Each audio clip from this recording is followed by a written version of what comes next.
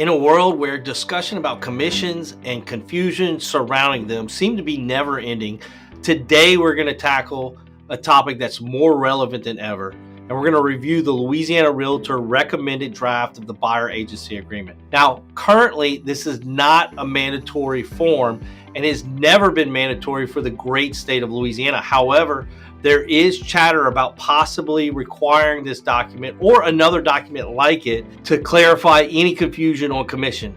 Now, although it's not mandatory, it is a crucial tool that we should all consider using, or at least one that your broker does approve. Hi, I'm Jim Keaty with Keaty Real Estate, and I've been a broker for almost 20 years now, and I'm here to break down this important subject. Now, using a buyer agency agreement isn't a new concept. It's really been around and it's been the best practice emphasized by real estate coaches and brokers since I entered the business back in 2002.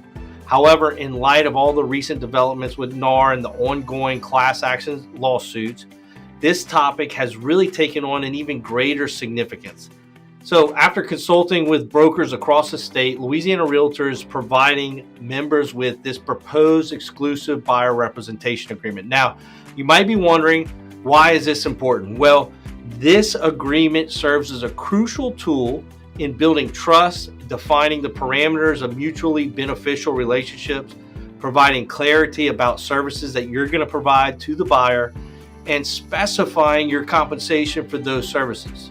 In essence, it's signing a buyer representation agreement at the outset benefits both you and the buyer by minimizing misunderstandings down the road. So let's dive into some of the key points about this agreement. Let's start with the exclusive nature of this agreement. This agreement, it provides an exclusive agreement, meaning the buyer would work exclusively with the named broker or the designated agent during a specified time period.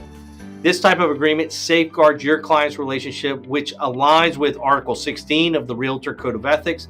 Non-exclusive agreements are also acceptable, but it is crucial to discuss the differences during your negotiations. Now, it's highly recommended, but it's not mandatory. While Louisiana law doesn't mandate the use of a buyer representation agreement, industry experts highly encourage it, and Louisiana Real Estate Commission doesn't require it either.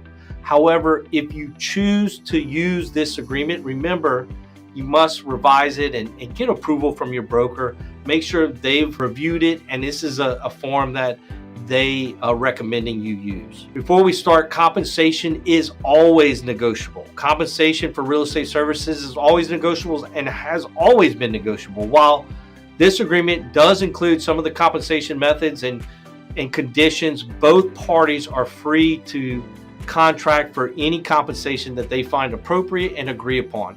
All right, so now let's summarize some of the key sections of this agreement. I'm going to take you through this buyer agency agreement and touch on each section, starting with Section 1, the Section 1 purpose. So this section lays out the purpose of the agreement, including a geographical scope and property type that the buyer is interested in. Section 2 is the exclusive agreement. This confirms that the buyer isn't in any other contractual relationship with any other broker, which is reinforcing the exclusive nature of this agreement.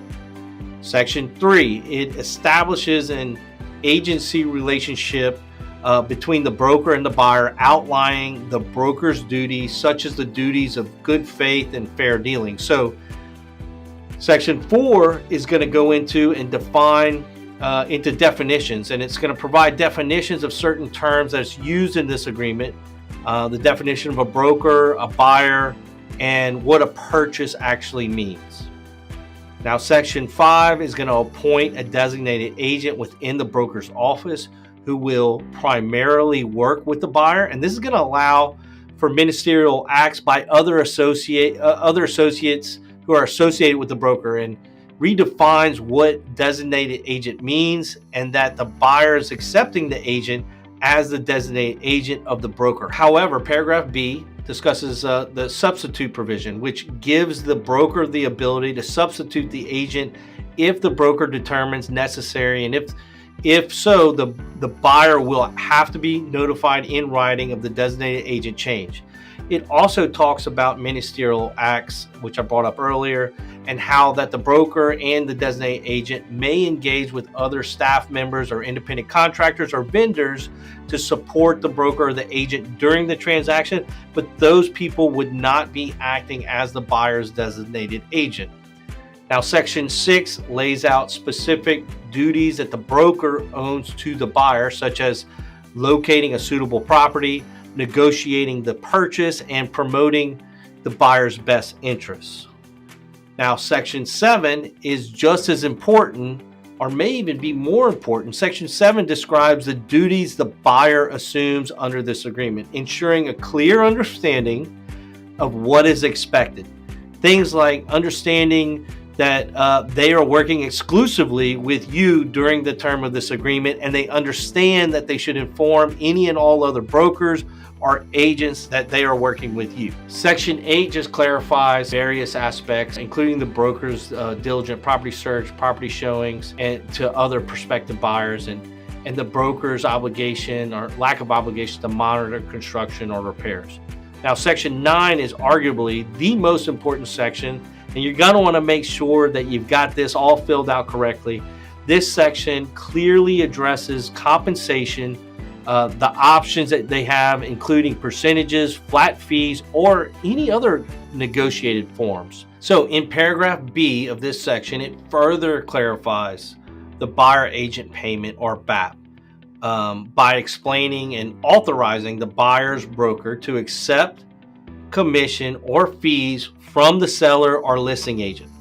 Meaning, if the compensation states Y and the listing agent or the seller has offered Y to the buyer's agent, then there would be no additional commission owed by the buyer. But if the compensation is Y and the seller or listing broker offers X and X is less than Y, then the buyer would be responsible for the difference between X and Y, or the shortage at closing. In paragraph C of this section, it defines when the compensation is actually earned and owed by the buyer and the timelines. If the buyer purchases the property during the term of this agreement, or the buyer purchases the property within blank number of days after the expiration of this agreement. Now, our office policy here at Keaty Real Estate is 365 days after the expiration of the agreement. This section prevents dishonest buyers from waiting until the agreement has expired, only to go back to the seller and say, hey, I'll just buy your house without my realtor and I'll save that commission, whatever that commission is. So that section prevents that from happening. The buyer at that time would have to wait 365 days in order to go back and not owe a commission.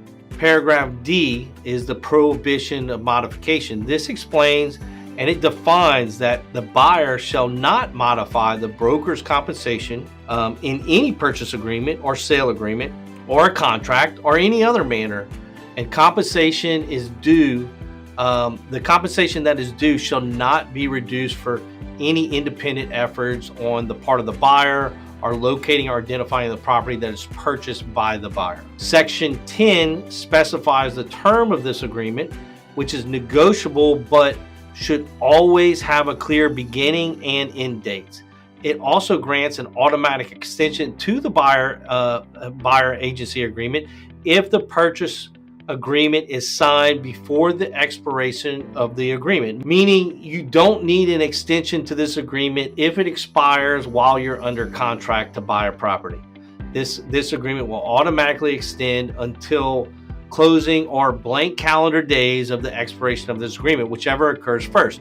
And if you leave that blank, then the number of days that's going to be automatically put in there is 180 days. Section 11 details the termination rights, allowing the buyer can terminate this agreement with written notice to the broker at any time. However, the termination or the buyer's obligation to pay the compensation shall actually survive that termination, meaning they can fire you, but if you've already earned the commission for doing your job, you would still be owed the commission even though they've fired you. Section 12 addresses dual agency, outlining compliance with applicable laws and regulations, meaning if you're in a dual agency situation, you must clearly define what dual agency is to both the buyer and the seller, and you've got to obtain written approval and consent by both buyer and seller to act as a dual agent. Section 13 defines areas where the broker is not liable, helping to limit potential liability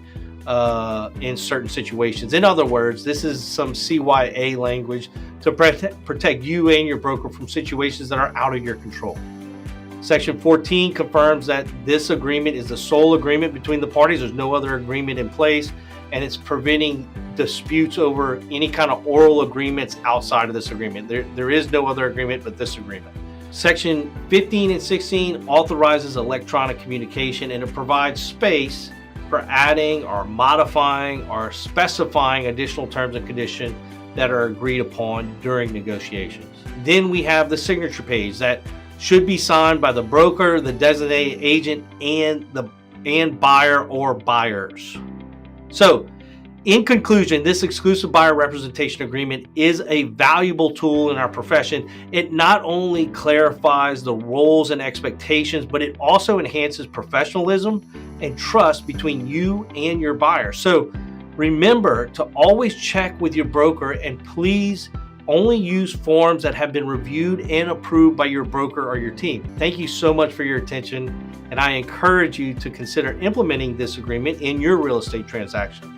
We greatly appreciate your feedback, and we're here to address any questions, concerns, or comments that you may have. So please feel free to share them with us below. Even if it's something you disagree with, I'd love to hear it and have a productive conversation.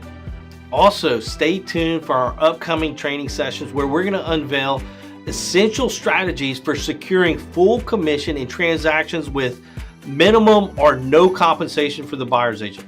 So don't miss out on this chance to enrich your real estate knowledge and skills by joining us. I'm Jim Keaty with Keaty Real Estate. Thank you so much for watching.